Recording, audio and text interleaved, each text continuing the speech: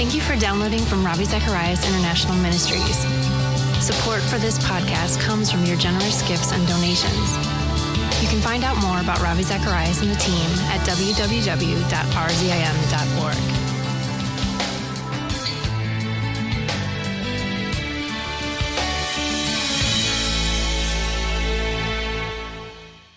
Friends, this is Ravi Zacharias. I cannot thank you enough for the kind of help you give to us, for the support you send our way, and because of that, we are able to truly minister to our global audiences. Recently, I was in Charlottesville, Virginia, and something happened that had never happened to me before. I'd finished my message, and I was walking away from the platform when something within me said, "Why didn't you give an invitation?" when we could sense the presence of the Lord so clearly there. So the chairperson had already taken to the microphone. I turned around and walked back and said, "Do you mind if I give an invitation?" He said, "Not at all." I extended the invitation. Literally 2 hours ago, I got a message from the gentleman who hosted that event, and he said, "I wish I could tell you all the stories of what happened that evening." One of those who gave her life to Christ was a 90-year-old Buddhist woman for whom people had been praying for many years. Isn't it amazing? I may never meet this woman this side of eternity, but walking away thinking your work was done for the evening, the Holy Spirit prompted me to go back and give an invitation, and a woman who's lived on this earth for 9 decades chooses to give her life to Christ that night. These are the kinds of things that happen, and they happen because you support this work. We need you to keep praying for us, praying for this extraordinary team, and to send in your gifts, and please do so generously. We will promise to honor that trust and use your gift for the purpose for which this ministry exists, to proclaim Jesus Christ all over the globe and answer people's questions. Ask the Lord what He would have you do, and thank you for your generous support. I have a friend in Atlanta. His name is Ron Blue. Some of you may have gone onto his website and done some consulting with him or one of his affiliates in terms of financial planning. Ron is a very simple guy dealing with very complex issues. And I remember some years ago asking him, "What is it you've learned over all these years of giving people financial counsel and helping them to manage?" And he says, "One very simple principle is not to spend more than what you have." He said, "People pay me a lot of money to tell them that." Just think of how different our economic climate would be today if people had obeyed that simple rule. I'm holding in my hand a genuine $100 million bill. This is a genuine $100 million bill from Zimbabwe. And it says $100 million on or before 31st December 2008. I got it 2 months before it expired. The inflation rate in Zimbabwe is about 500 quintillion% per year. I'm not even sure what that means, but I heard that. And it means prices double every 31 to 32 hours. They are now printing $100 billion bills. Doesn't mean anything. It's just a lot of zeros. When there's nothing to refer your money to, when there's no point of reference, what the philosophers will call an ontic referent, something that stands over and above and outside, that is in itself worth more than what it is you're talking about with that piece of paper in hand. It doesn't mean anything. So what can a country boast when it boasts in its strength? What does it mean? What does it mean when we say, "I have integrity"? If those ideas are vacuous and do not mean anything, one may as well use any other word, and in this postmodern mindset, fuse it with any meaning you want to fuse it with. After all, words now belong to the reader, not to the author. Many, many years ago, I read a statement, and if Ron Blue were to ask me, what are some of the things you now refer to that you've referred to over the years that actually mean more and more to you? It is a statement by Malcolm Muggeridge, who said this: it is difficult to resist the conclusion that 20th century man has decided to abolish himself. Tired of the struggle to be himself, he has created boredom out of his own affluence, impotence out of his own erotomania, and vulnerability out of his own strength.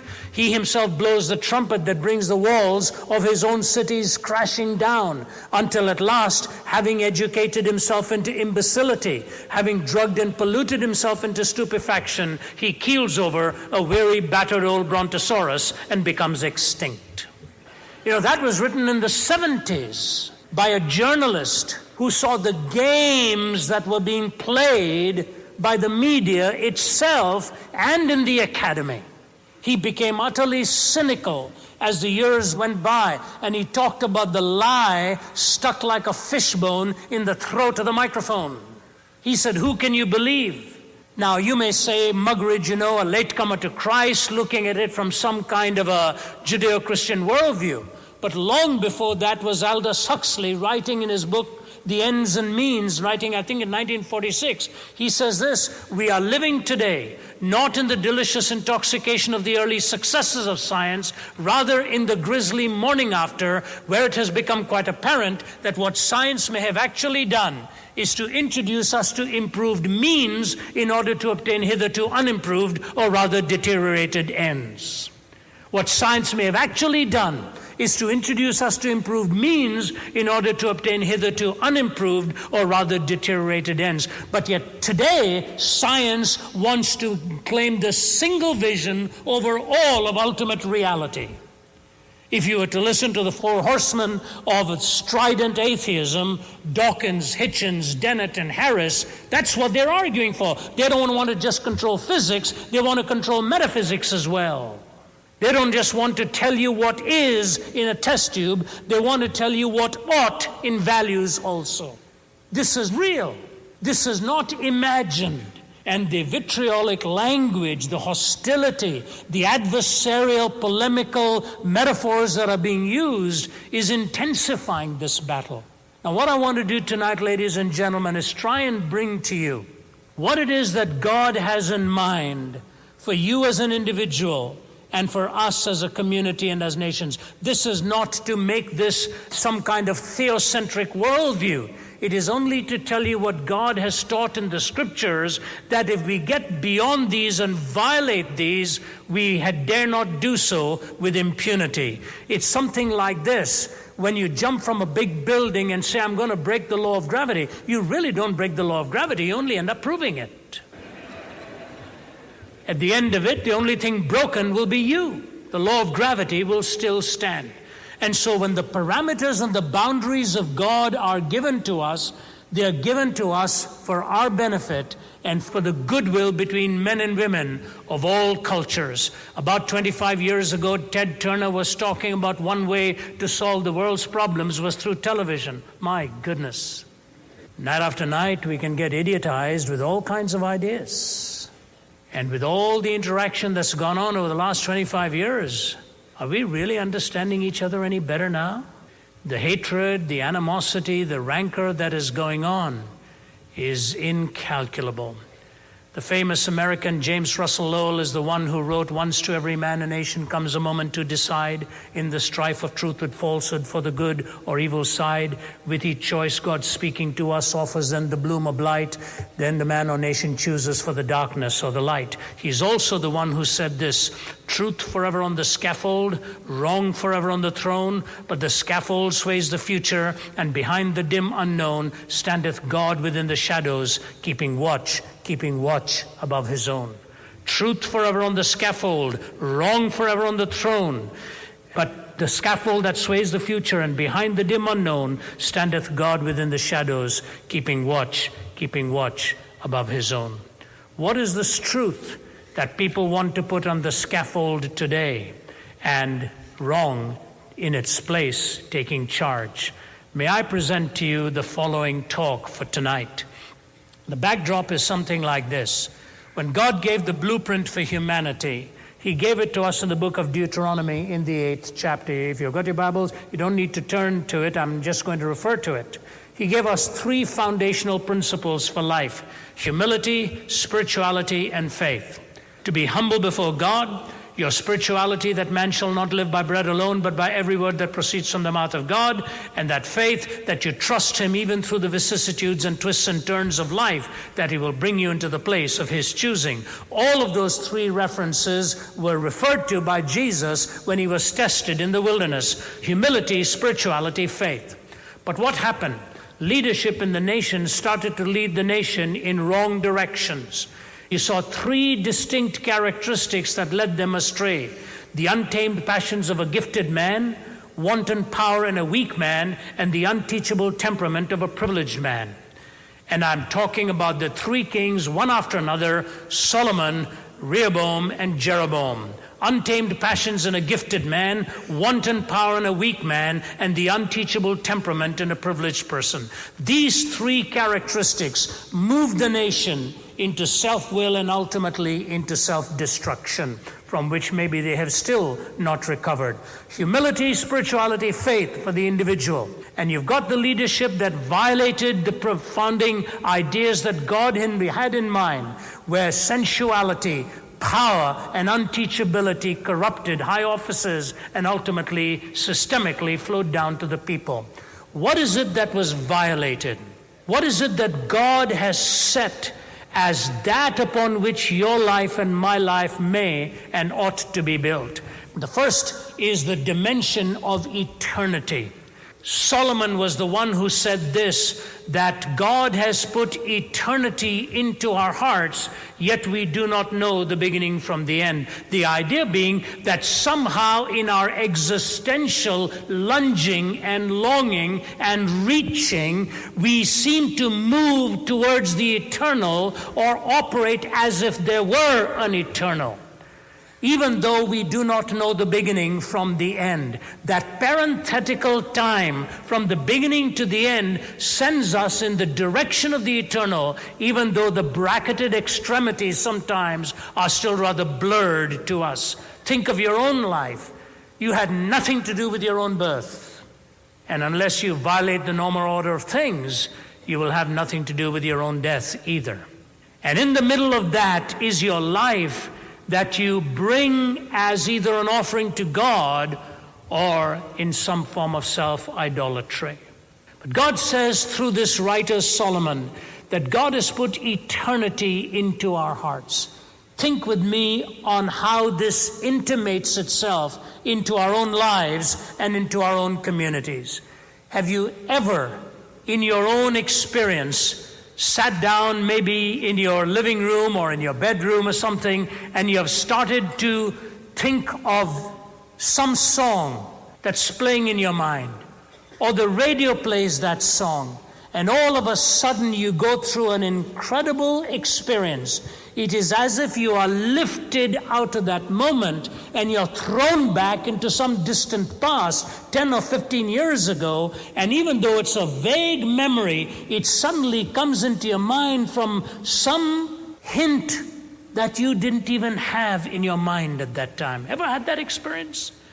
C.S. Lewis talks of the time that once he was standing in front of a flowering bush, when all of a sudden his mind went back into the days when he was in a nursery, when his brother brought a biscuit tin with little saplings in it. And he said, for a moment it came, that memory, and then it was gone. Lewis deals with it this way. He says, the books or the music in which we thought the beauty was located will betray us if we trust them. No, it was not in them. It only came through them. But what is it that really came through them? Was it not a longing? These things, the beauty, the memory of our own past, are good images of what we really desire. But if they are mistaken for the thing itself, they turn into dumb idols, breaking the hearts of their worshippers. For they are not the thing itself. They are only the scent of a flower we have not found, the echo of a tune we have not heard, news from a country we have never really visited. And then he says this, we are so little reconciled to time that we are even astonished by time itself. My, how he's grown, we exclaim. My, how time flies, as though the universal form of our experience were again and again a novelty. It is as strange as if a fish were repeatedly to be surprised at the wetness of water. And that would be strange indeed, unless, of course, the fish were destined to one day become a land animal. You see what he's saying? My, how he's grown. My, how time flies. He says, how odd. That's the universality of our experience. He said it would be like a fish every day surprised at the wetness of water, unless the fish were someday destined to become a land animal. And so, locked into time, we lunge at eternity and try to pull back that veil. Whether it's in our language or whether it's in our experience or the romance of our desires. And so we long and lunge to push back the barricades of time, and we long so much for the eternal. We see that time and time again in the sense of eternity. But not only do we see that sense of eternity coming in and reminding us of all that we long for and look towards in the future, not only in our language, not only in our experiences, does that not also come when we bury a loved one and you stand by a grave, be it of a little child, or be it of an elderly parent or a grandparent, and the love that comes back into your heart and the memories, you walk away with tears in your eyes and you say to yourself, is this it? Is this all there is to life? A tale told by an idiot full of sound and fury signifying nothing. I remember when I buried my mom, I was in my 20s, and 5 short years after I lost my mom, I lost my dad. The world never looks the same when you walk around orphaned, and you realize those who poured their lives into you are now a memory in pictures, and you look out of the window and you say the world doesn't look the same again. I remember some years ago, many of you who may not know my story, which I told in my book, Walking from East to West, I came to know Christ on a bed of suicide when I was 17. I had lost all hope for life and didn't want to have anything to do with it.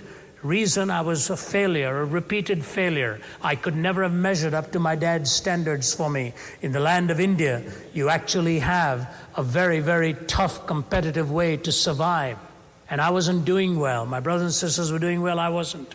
And my dad looked at me in the eye and said, you're going to be such an embarrassment to the family. I knew he was right. What was left to do but to snuff it out and not bring an embarrassment that I was going to be alive for? And as I lay in my hospital bed, a man brought a Bible and gave it to my mother. My mother spoke English with a very heavy accent. And he gave her a King James Version Bible and opened it to John chapter 14. And as she was reading, I couldn't even follow everything she was reading until she came to John chapter 14 and verse 19, which said, and Jesus said, because I live, you also shall live. And all of a sudden I thought to myself, what does this mean? Because I live, you also shall live. I started to probe the idea of life that went beyond biological life. That's what he must mean, I said. Nobody was explaining it to me, and as a teenager, I began to unpack that word, live. What does it mean to really live? And I cried out in prayer, I said, Jesus, if you are who you claim to be, if this means the life that I've never had, but the life to which you've called me, I want it. Just take me out of this hospital room. I don't want to die. I just want to live, but I want to live right. And 5 days later, I walked out of there. And when I lost my mom, as I said, I was in my 20s, and my father said, what do you want to put on her grave? I said, Dad, I want to put the verse that she first read to me, John 14:19, because I live, you also shall live. My parents had now come to make their commitments in Christ. My ancestry goes back to the highest priesthood of the southern part of India, in the highest caste, called the Nambudhiris, deep in the south of Kerala. And somewhere along the line, a conversion had taken place, and then a neutrality had emerged. And so when my brothers and sisters and I found Christ, my parents followed along, something very rare that happens. So we put that verse on my mother's grave. In the 1990s, so recently now, my wife and I were visiting Delhi. My wife hails from Toronto, Canada. She's here tonight. And we decided to go to visit my grandmother's grave and put some flowers on her gravestone. I hadn't seen it in many, many years. We had a hard time finding it, had to talk to the registrar who gave us the plot number, found the gardener in the cemetery. At that time, there was only one Christian cemetery in Delhi. So we went and had him with a shovel try to find it and take away all the caked dirt. And so he's taking the dirt away of years and years, burying the stone. And then he brings a little watering can and a hard broom, and he's sweeping all the dust away. Gradually the name is emerging, the name of my grandmother, and the date of her death. And suddenly my wife grabs my arm and she said, look at what it says there. John 14:19, because I live, you also shall live. In a single thread, 3 generations reflected on that beautiful truth. And what I want to say to you is this: if one strand can bring you such fulfillment, think of what Paul meant when he said, eye has not seen, ear has not heard, neither has entered into the heart of man the things which God has prepared for them that love him. That's the eternal destiny and treasure for which you and I are prepared. You violate that and you live for the temporal, you will abuse humanity and abuse yourself as something of 70 years and 10 alone. God has made you as a distinctive entity and a very special human being, to be conformed to the image of his Son. That first dimension is that of the eternal. The second dimension is that of the moral. The moral dimension, which God time and time again reminds us, is something that he so uniquely gave to each one of us, even as he created us. You know, I'm a Christian philosopher by my training and by my studies. And now if you read one of the noted atheists of the last generation, his name is Anthony Flew. Anthony Flew was the biggest named atheist when I was at graduate school. I had to ponder through all of his writings and try to figure out what he was trying to say half the time. Now, in the last 5 years, he's renounced his atheism. He could have saved me an awful lot of reading at graduate school. And one of the things that he finds that haunts him is the inability to explain the framework with which you and I live in this moral framework. How does naturalism explain that? I was speaking to an audience once where somebody was arguing for the longevity of the evolutionary process and so on, and I said, all right, let me grant you that. I said, so all of life has evolved from primordial slime and, time plus matter plus chance. Here we are now talking theology and philosophy and history and writing music and songs, so let's assume that. I said, now I have a question for you. If biological life evolved over the 15 billion years, I said, where did our morality evolve from? So are there some people who are more evolved morally than others? Who are the less morally evolved in our world today? Can you tell me who they are? I said, biological evolution, you say, started in Africa. Where did moral evolution start? Oh, the God of the gaps has changed sides. The gaps in naturalism today are huge. I'm reading this book called The Devil's Delusion by a secular Jew. His name is David Berlinski. He's not a believer in God. David Berlinski has basically nailed the atheist to the wall, and it's subtitled Atheism and Its Scientific Pretensions. He says, where are you coming up with all these metaphysical ideas from, given your starting point? If any one of you saw the movie Expelled, you see Ben Stein talking to David Berlinski in that. And Berlinski is a brilliant philosopher of science who tells us atheism is pretending it has the knowledge on all of these things. What is the moral framework after all? The moral framework is very simple and yet very profound at the same time. That life at its core has value. And so when the Bible tells you that your time is sacred, your property is sacred, your sexuality is sacred, your home is sacred, your worship is sacred, what is it really telling you? To give the same privilege to your neighbor as well. Think with me for a moment. I want you to follow this. Moses came up with 613 laws. Do you know why? Because they violated one.